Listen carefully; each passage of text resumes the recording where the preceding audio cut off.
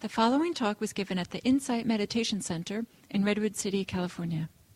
Please visit our website at audiodharma.org.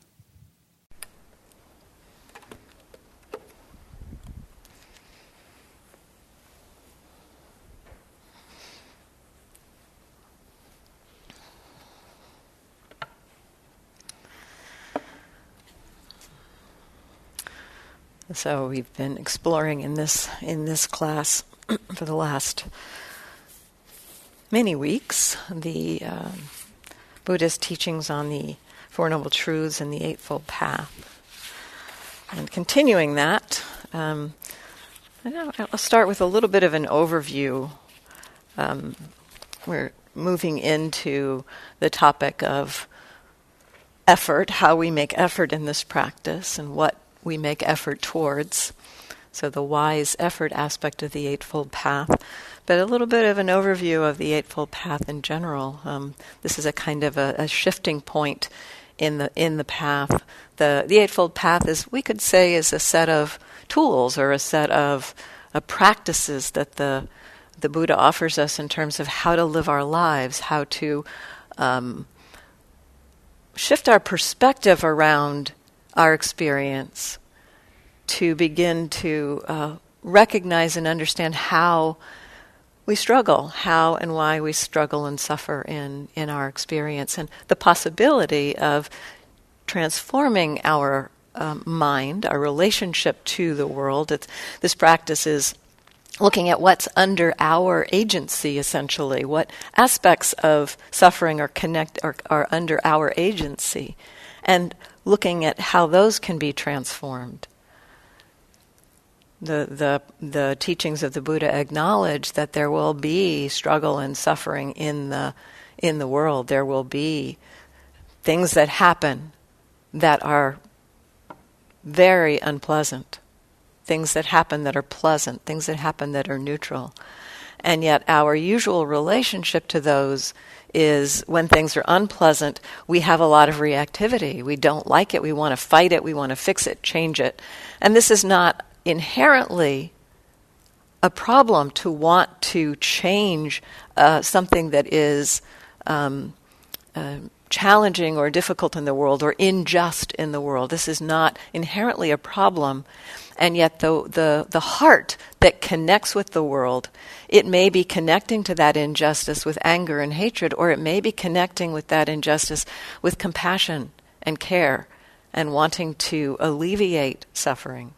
And so the Buddha's teachings point us more towards noticing how the reactivity, how the anger, the hatred actually affects our system, affects our body and mind, creates stress, creates struggle, creates suffering internally. And how when we meet the world with a heart that's more open and compassionate, that suffering and stress begins to fall away.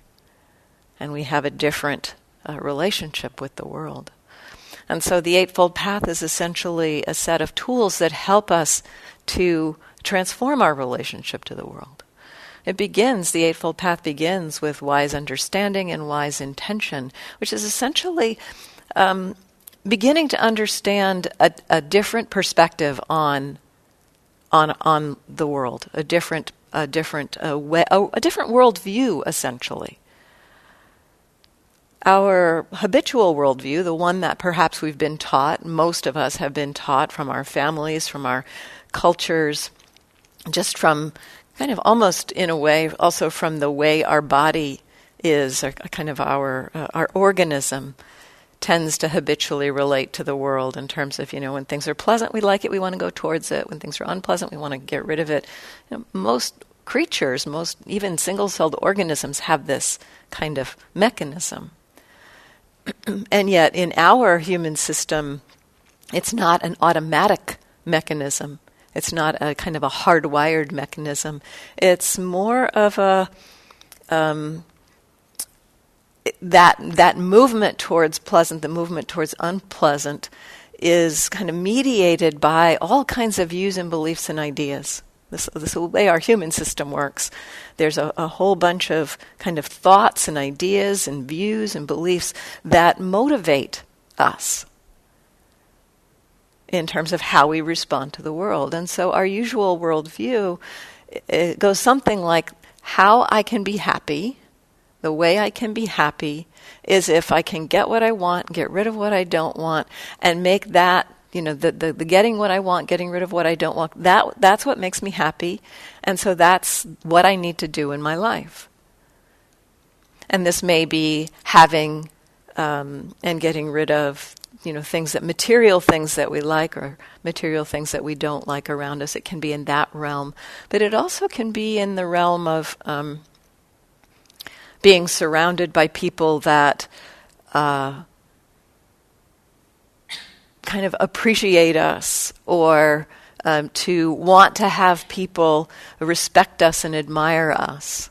This is a big part of our motivation, I think, in our lives. That kind of socially, we want people to appreciate us, and this is not inherently an issue. It's not inherently a problem, and yet what we tend to do with this kind of movement is to give away our happiness. Essentially, we believe that in order to be happy, we have to have other people thinking certain things about us. And so, it's like we give our happiness over to the opinions and views and beliefs of other people. This is, we see in our own minds how our opinions, our views, and our beliefs kind of change all the time. And so when we are kind of relying on the opinions and views and beliefs of others in order for ourselves to be happy, we are relying on something that's very unreliable. And the Buddha points to the possibility of a whole different approach to happiness. He says that the kind of motivations around wanting to have certain things, trying to essentially arrange the world to be a certain way, arrange the material things in the world to be a certain way around us, kind of creating our little cocoon, creating a cocoon that has things we like, not things that we don't like, people that we love and appreciate, and not people that drive us nuts, having people in that bubble that appreciate us. And so we kind of try to navigate our lives to create this little cocoon so that we can feel safe and protected. And again, the feeling of wanting to be safe and protected is not inherently a problem. It's these motivations of kind of control, essentially, believing that we should be able to control the world. And, the Buddha points to how inherently the world is not so controllable. That this project of controlling, trying to create this cocoon, is destined to, get cracks in it, to have leaks in terms of the unpleasant and the pleasant. And so we spend our time trying to patch up all those cracks, thinking that that's where the happiness is, by arranging the world. And the Buddha points to a different place for happiness. That is, when we see that this movement towards, getting what I want, getting rid of what I don't want, is motivated by some basic qualities of greed, of aversion, of delusion, and that those experiences, those states of mind themselves, the state of mind of greed, the state of mind of aversion, is already stressful in our system. And that that a different approach might be to explore what it might mean to let go of greed and aversion, or at least first of all to begin to recognize that this greed and aversion is a form of stress and suffering in its own right, in its own experience. That actually the majority of our stress and suffering, we think our stress and suffering is about the conditions in the world. We think our stress and suffering is about the arrangement of our cocoon. But the The Buddha points to that actually most of the stress and suffering, and this is a teaching that he points to. This is something that he found in his own experience as he explored his own mind, that most of the stress and suffering that we experience is because of how we are in relationship, is because of that greed and that aversion and that delusion. That without that greed, that aversion, that delusion, our minds can navigate a variety of conditions with ease, with peace. And it's navigating it not in the sense of you're sitting in some like mountaintop or cave necessarily and like, shielded from all of the stuff in the world. We can be walking through the world, navigating it without that stress and suffering, without that reactivity of greed and aversion. But it doesn't mean that we're just like, oh yeah, that's good, whatever. It's much more of there's some suffering, there's some struggle in the world, there's some injustice. And the heart kind of that is not tight with greed, aversion, and delusion begins to kind of like, well, what might be a way to support the people who are struggling or to help the people who are, perpetuating that suffering begin to understand this is not something that's okay.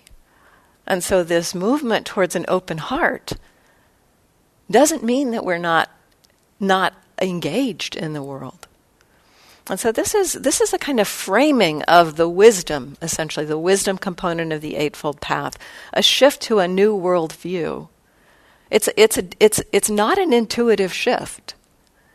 The usual way of relating to the world, out of greed, out of aversion, out of delusion. Aversion, for instance, that inversion, for instance, to injustice, or that anger about injustice, that when we are caught in that state of mind, that state of anger is going to have us believe that this is the only way to respond.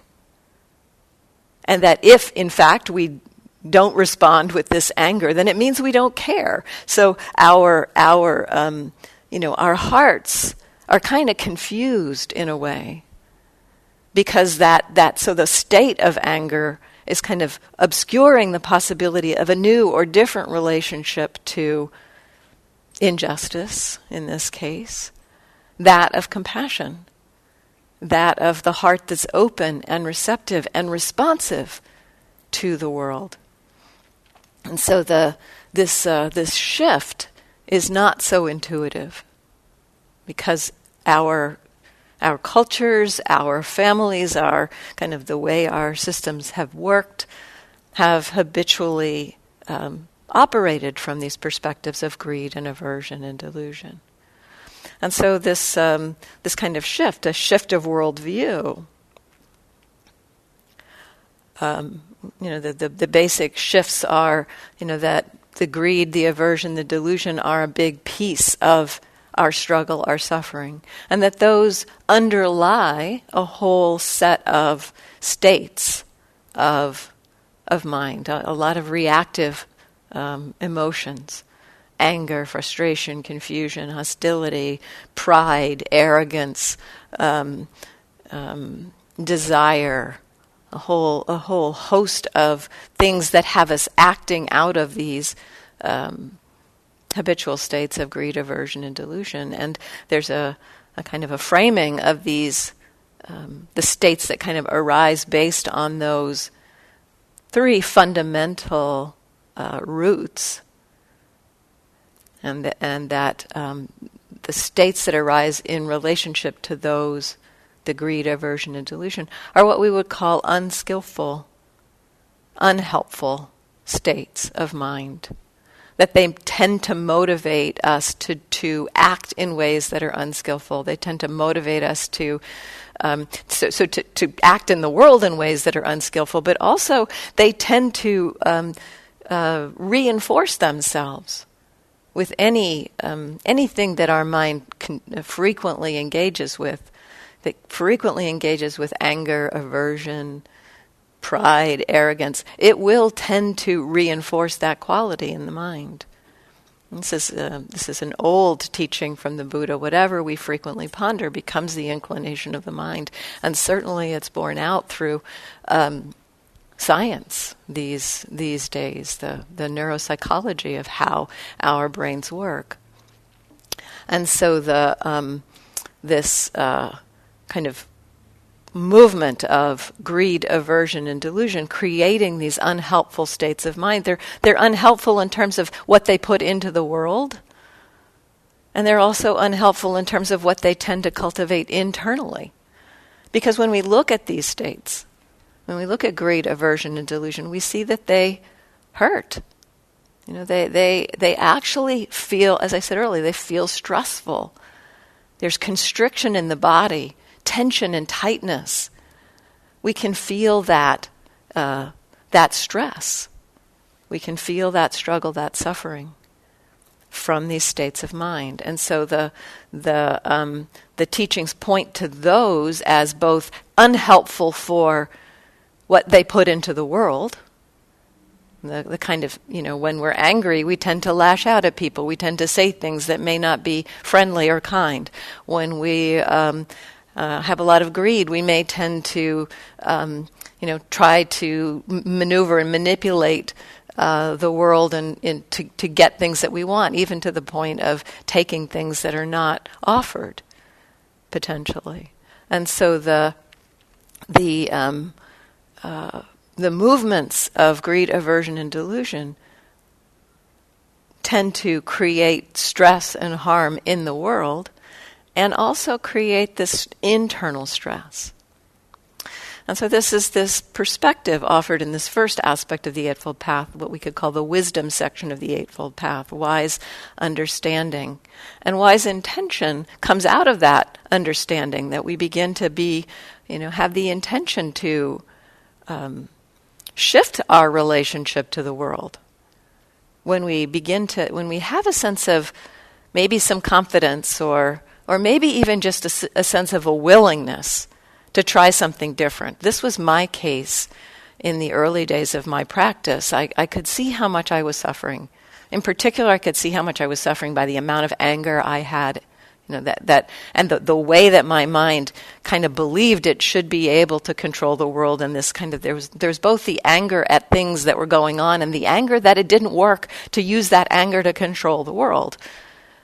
There was this double kind of thing going on with the anger. And, at a certain point, it's like, wow, this has not worked. There was a kind of a recognition. This has not been a skillful strategy. Does anybody know some other strategy? And about that time, a friend sent me a book about Buddhism. And the strategy that was recommended there was, in terms of my anger, the strategy that was recommended was, notice your anger as an experience. And, I thought that, what on earth? How is that going to do anything? How is that going to help? But at the same time, because I had pretty much felt like I'd exhausted the possibilities of how I knew to live my life, and I was really miserable, I thought, well, I don't get how this is going to work, but I'm willing to try. I'm willing to see what happens if I try this. And so that was kind of I heard this little tiny wisdom teaching. I said, so this is a little bit of wisdom of the Buddha. It's like, see if you can notice what's the human experience of your difficulty? What's the human experience of anger? And as opposed to what our typical response is when there's anger, trying to follow through on it to get what we want, get rid of what we don't want, make sure people believe what we think they should believe about us, make sure that people understand, that or become as miserable as we are because they've made us angry or hurt us. And so that strategy, I could see that strategy had not helped.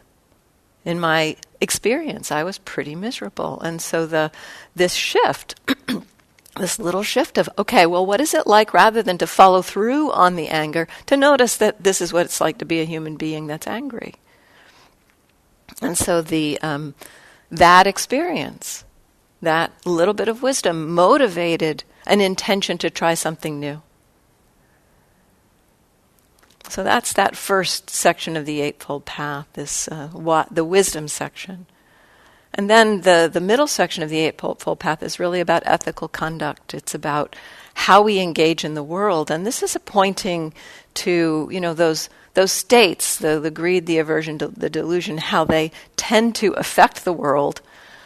And in particular around some very high level kind of things about the way we engage in the world, to refrain from taking life, to refrain from taking what's not given, to refrain from creating harm through our sexuality, to refrain from false speech, divisive speech, to refrain from harsh speech, and idle chatter is included, and to refrain from livelihoods that create harm. So this section of the path about ethics is really about looking at how our actions affect the world and to have a motivation or an intention of non-harming. And the understanding is essentially that these three roots of greed, aversion, and delusion tend to motivate actions that might be harmful. And so to kind of help us with beginning to recognize those basic roots, the proposal is to avoid certain actions, refraining from these actions that cause harm in the world. And again, this is also a pointing to, if we want to, the whole motivation of the direction here, the Buddha in his journey started with this question: is it possible for human beings to be happy, to be free from suffering? And one of the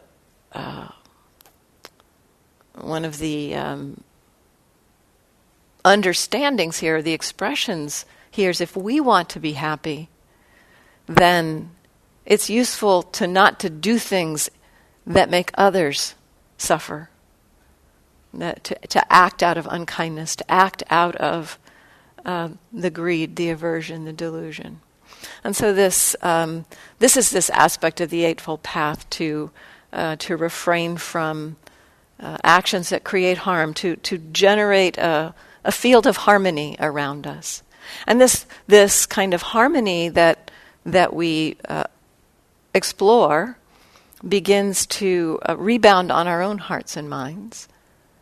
And we begin to feel more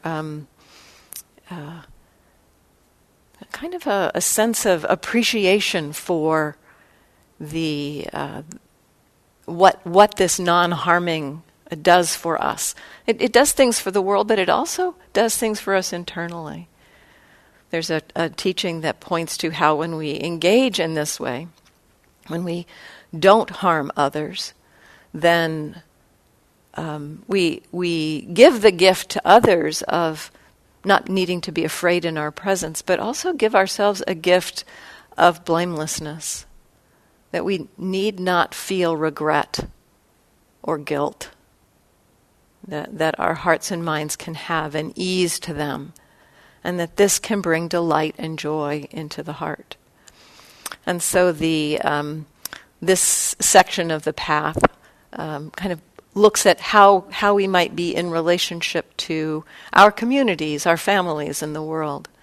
I like this aspect of the Eightfold Path. I like that the teachings that the Buddha offered are not simply about turning inward and looking at our own hearts and minds, but looking at our experience in relationship to our families, our communities, and our friends. This is a big part of what he pointed to.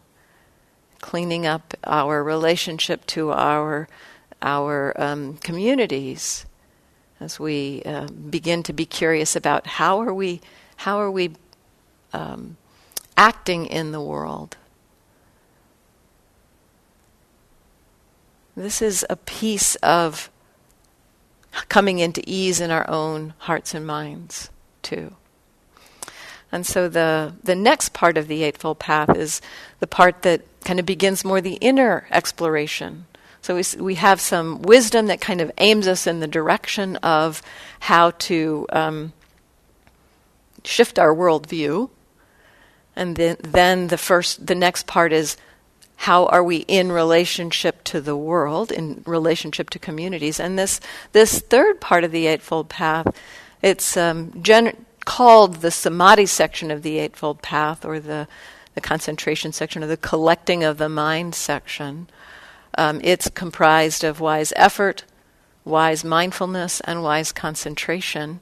This is more looking internally.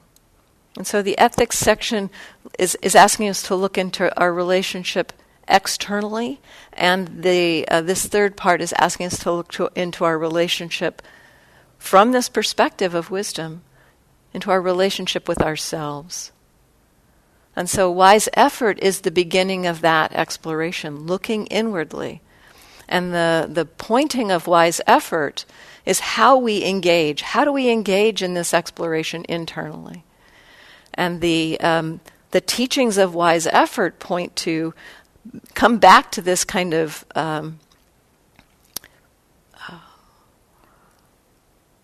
balance of, or the understanding of certain qualities of mind, those motivated by greed, aversion, and delusion, as being unhelpful, as motivating both unhelpful actions externally and rebounding on us with stress. The experience itself of aversion. When aversion arises in the system, there is tension and tightness. There is suffering. There is a kind of a feeling of stress and struggle and dissatisfaction and unease. And so internally there's already some stress and suffering. And so the wise effort is asking us to look at and begin to distinguish in our experience these unhelpful qualities of mind and balancing those helpful qualities of mind. So the unhelpful qualities of mind based in greed, aversion, and delusion, and the helpful qualities of mind said to be based in their opposites. Non-greed, non-aversion, non-delusion. Or perhaps more positively, or more positive framing of those, non-greed, generosity, non-aversion, love, and non-delusion, wisdom. And this wisdom, again, pointing back to what is it that creates stress? What is it that generates struggle and a different perspective on how to relate to the world and our experience? So the wise effort, the way we engage, is framed in terms of these unskillful and skillful qualities. It's got these four components to it, and today I'm just going to do a really brief overview, and then go into more depth in this aspect of the Eightfold Path in the coming weeks. So there's with each of these, with unskillful and skillful mind states, wise effort is asking us to abandon unskillful mind states that have come up, to avoid unskillful mind states that have not yet come up. So there's two aspects of wise effort on the side of the unskillful mind states, and two on the side of skillful mind states. So to cultivate skillful mind states that have not yet come up, and to maintain or support skillful mind states that have come up. And so, the unskillful mind states, again, based in greed, aversion, delusion, these are states like anger, confusion, frustration, irritation, hostility, rage, pride, arrogance, even things like boredom, a whole host of emotions that create a sense of things are off, but usually in that offness we're blaming something in the world, as opposed to being curious about the state itself. And so those whole host of emotions there. And then on the wholesome side, there's also a whole host of states of mind, some of which feel emotional to us, some of which we put into the emotional camp, and some of which feel more like, just more like mental qualities. So some of the emotional ones are things like love, and compassion, and joy, delight, patience, maybe not quite an emotional tone, but that flavor. And then others, concentration, the mind being very settled and stable, that's also a wholesome quality of mind. Equanimity, balance of mind. Tranquility or calm, peace, the mind that is at ease, peaceful, also a wholesome state of mind. Qualities like interest and curiosity about experience, as experience, that's another wholesome state of mind. So there's a lot of wholesome states of mind also that we begin to, what this path begins to help us to do is to recognize the unwholesome and change our relationship to it, our sense of that's the way to happiness based on acting out those unhelpful emotions, and to kind of orient us more towards the wholesome. And so so these four, the first, I'm going to use the language that the translators use, and it's a little bit awkward, but it captures it. So the first right effort, the effort towards the non-arising of unhelpful or unwholesome states that have not yet arisen. So there are three negatives in that sentence. What does it mean? So the non-arising, states that have not yet arisen. So these are things that are not present in our mind. So we're fine. We're kind of going through life and recognizing, okay, things are going along pretty well. And so not particularly anger or frustration present. And so the effort towards the non-arising of those difficult states would be a kind of a recognition or a beginning to be curious about what gets us into trouble. What is it that kind of takes us down the garden path of that difficulty? And learning to avoid conditions that lead us there. And so this is a kind of a learning about the conditionality of things that tend to take us into struggle, things that tend to take us into these reactive mind states. And so at first glance, this seems as though it might mean something like, okay, so if you notice that whenever you're in a particular situation with a particular person, for instance, that you tend to get reactive, that you tend to get angry, that it would mean avoiding that person. Well, that's one strategy. That is a strategy, and sometimes that is exactly the strategy that's needed. If you find yourself in a situation of danger, for instance, standing around and saying, oh, gee, well, what is it like to feel this sense of danger when somebody's getting ready to beat you? It's like, that is a time to take yourself out of that situation. So there are definitely times in our lives that kind of approach is helpful. It avoids the unskillful states in your own mind, and it also helps the other person to not perpetuate harm. And yet there are also times when the avoiding might be kind of a curiosity around, okay, so here I am, I'm going into this situation. The avoiding of the unhelpful states that arise when you're in a particular relationship or in a conversation where you tend to have some charge arise.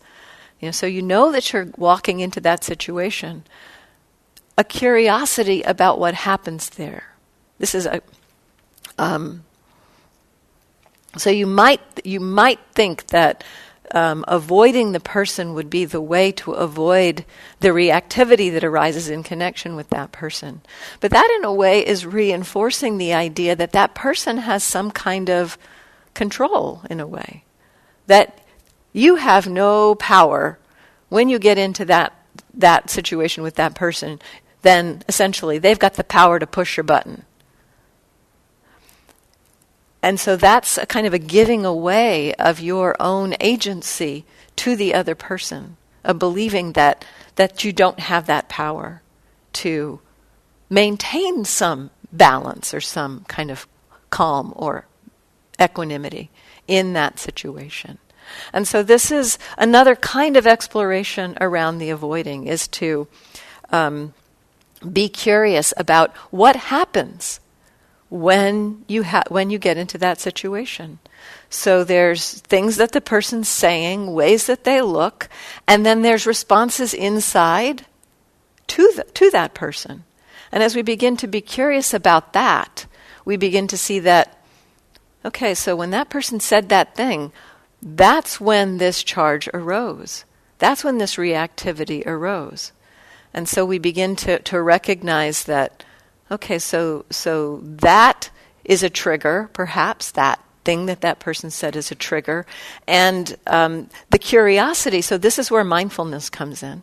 We begin to get curious about, well, what is it like to watch that feeling of reactivity? So this begins to also step into the next piece, the effort to abandon unwholesome states that have arisen. And so you're with the person and you're seeing something challenging arise internally. Being mindful of it. I said a little while ago that, the teaching around noticing the anger when it arises didn't make any sense to me. That I thought that would just encourage the anger. And yet this approach of, well, what is it like to know the anger when it's arising? As I started playing with that, and even the first few weeks of playing with that, I began to understand something different happened when I was aware, oh, this is anger. This is the experience of anger. Instead of what generally happened is the mind kind of projecting into the thoughts and the ideas and the beliefs about the anger in the other person, and kind of that kind of like tumbling in the anger with thoughts, that whole mind of just like being caught in the anger. That didn't happen. That mind tumbling in that way is a reinforcement of the anger. It's a believing the anger is somehow going to solve the problem. What do I need to do? How do I fix that? How do I make sure that person gets so miserable that they go away or whatever? And so instead of that, the mindfulness was, okay, well, what is it like to feel this anger? And so there's a kind of an analogy of gears. When we are caught in a mind state like anger, it's like the gears are engaged. And the gear of anger churns the gears of thoughts, which then churns the gears of anger, which turns more thoughts. And they go faster and faster together. And with the mindfulness, what I began to recognize is that's like disengaging the gears. When we disengage the gears don't stop immediately. But they're no longer feeding each other. They're no longer reinforcing each other. And so what I did begin to recognize is, when I do this, when I turn and get familiar, this is what it's like to be a human being that's angry. There was some capacity to set it aside, to let go of it, to not be caught in the rabbit hole of it or pulled into the quicksand of it. There was more opportunity in the mind when the gears got disengaged to say, okay, wow. Well, first of all, the first thing I noticed with this was that anger hurts, that I was suffering. That was actually a real revelation because I was unaware actually of that. I was so focused on how miserable I was going to make the other person that I was unaware that I was making myself miserable first. And so that was one piece of understanding that came, turning with mindfulness to a reactive state.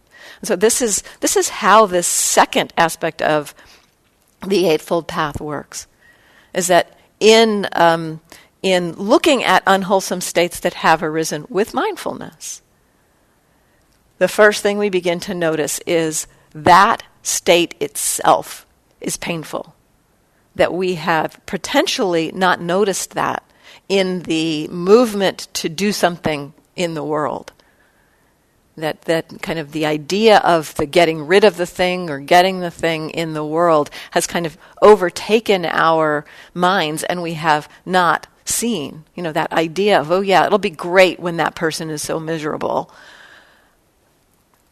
that kind of fantasy or that idea is obscuring the fact or the experience of this is painful here and now.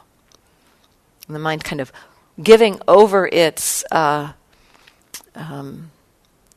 happiness to some possible future moment and not really recognizing how much suffering was happening here and now in this system. And so the mindfulness, kind of disengaging the gears, gives us a kind of an opportunity to let go. So this is the second, the effort to abandon or let go of unwholesome states that have arisen. Mindfulness is a huge support for this.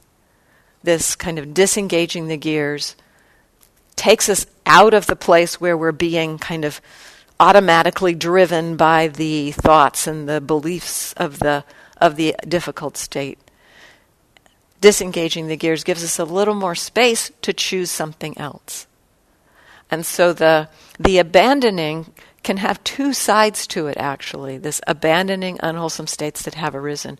Part of it is this disengagement of the gears, that we're abandoning the way, our habitual way of relating to these difficult experiences. We're letting go of acting out on them and instead being curious about them, allowing that disengagement of the gears. That's a form of abandoning, because we are no longer being driven by that state and instead are watching it and learning something about it. So learning about the painfulness of it. And this is actually not a mistake. It's a, it might seem like, why would I want to do that? Why would I want to feel the pain of these reactive states? Well, we are experiencing the stress and the suffering of them, even if we're not directly feeling it. And it's kind of accumulating, it's building, and we are reinforcing the pattern of the difficult state through engaging in that feedback relationship with the gears. And it's creating more of that stress and suffering internally. So that's what's happening, even when we're not aware of it. And at some point it begins to kind of surface that, wow, I'm really miserable. Which happened for me. It's kind of like what got me into this practice in the first place, is this recognition of how miserable I was.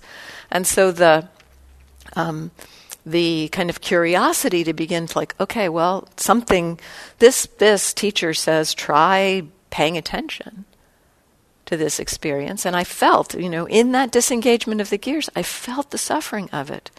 And over the subsequent weeks, the benefit that I saw of noticing the suffering of it was not that I had to actually do too much, but more that kind of our system actually wants to not suffer. Our organism is kind of built with this movement in the direction of well-being.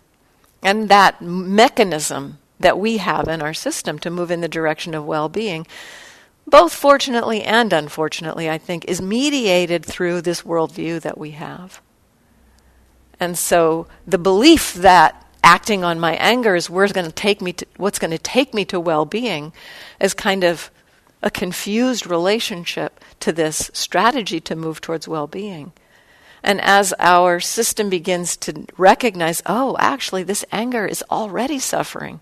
As soon as that anger arises, there's this suffering here, this struggle, this stress. And so our system begins to navigate its way to a different relationship, to a way of letting go or abandoning these states. And so this aspect of abandoning unwholesome states that have arisen, a big piece of this is mindfulness, getting to know the pain of these unskillful states, and allowing our natural mechanism towards well-being to do its job.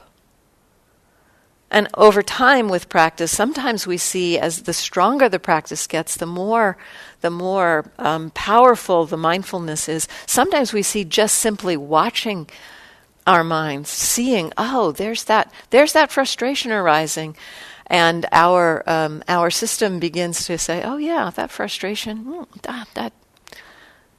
that doesn't need to be here. There's another way to relate to this experience. I can be curious about it instead of frustrated. And the frustration just diminishing because of the power of the mindfulness. And there are many times when we're just simply in that, disengaged gears. We're seeing kind of the spinning of the reactive mind state, and we're feeling the stress and the suffering of that. And we may be able to choose, actively say, yep, that's there, and at this point, having seen that that's happening, maybe I can, put my attention on something else. So this is another approach with the abandoning of unhelpful states. Once we've seen them, once we've recognized them, sometimes we can actively do things to redirect our attention, to let go of that focus. So when I first began noticing in this story of anger, first began noticing, wow, I'm aware of anger while it's happening, and boy, it sure hurts. When I first began noticing this, it's like, well, I have no idea what to do with this. And yet it's kind of like, well, okay, I see that hurts, and I guess I go back to work. And that actually was a useful thing to do. It kind of took the mind out of that kind of pattern of the thoughts and the anger, and put the attention on something kind of more neutral. Just this thing that I was doing at work. So this is a strategy sometimes that can be helpful when we recognize, here's a reactive state. Wow, it feels pretty strong. If I stay here hanging out with this, I'm probably going to get hooked again. Maybe putting your attention someplace else can be helpful. So this is a big part of what I'll talk about next week. Not next week, the following week. I'm away next week. This kind of strategy of working with difficulty. How do we do that when difficult states are up? So this part about abandoning unwholesome states that have arisen is a huge part of our practice. On the other side is the cultivation and maintaining or strengthening of wholesome states. And so there's, basically the wholesome states of love, of compassion, of kindness, of mindfulness is a wholesome state, of concentration. Some basic ways to do this is that we, again with mindfulness is our friend, both with the unwholesome states and the wholesome states. In the unwholesome states, when we bring mindfulness to those, it tends to create the conditions for those to get weaker. Because our system recognizes, these are suffering, these are not helpful. When we bring mindfulness to wholesome states, when we notice love, when we notice delight, when we notice curiosity and joy, our system understands in the moment, this is the way to well-being. And so it tends to strengthen those. And so mindfulness, when wholesome states have arisen, when I read this one about the effort to sustain wholesome mind states when they have already arisen, I thought, well, why would I need to work on that? Wouldn't that just be normal? Well, not necessarily, because we don't normally actually recognize them in this way of, this is what it's like to be a human being that's feeling joy. We are taking that joy, or that we may even miss it. I would miss it. I would not even notice it. I was so oriented towards finding things that were wrong in the world so that I could fix them in order to be happy that I usually missed the happiness. So this was actually a big one for me, is when I could begin to recognize, there's happiness here. And what's that like?